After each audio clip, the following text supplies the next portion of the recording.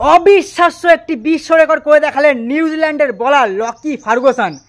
এক কথায় বলতে গেলে পুরো অবিশ্বাস্য। আমি পুরো 100% গ্যারান্টি দিচ্ছি, এই রেকর্ডের কথাটা শুনলে আপনারা আটকে উঠতে বাধ্য হবেন আর ভাববেন একটা বলার এরকম রেকর্ড কীভাবে বানাতে পারে, কি করে সম্ভব একটা বলারের পক্ষে এরকম রেকর্ড বানানো।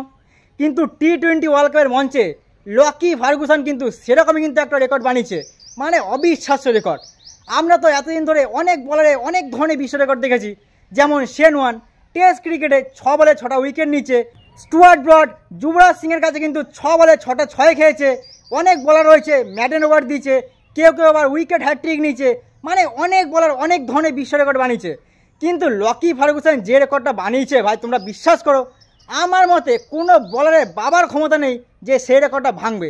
আরে ভাঙা তো দূরের কথা, কোনো বলার স্বপ্নেও ভাবতে পারবে না একটা বলার এরকম ধরনের রেকর্ড কীভাবে বানাতে পারে। তোমরা বিশ্বাস করো রেকর্ডের কথা ভাবলেই না আমার গায়ে পুরো কাঁটা দিয়ে উঠছে, একদম কাঁটা দিয়ে উঠছে।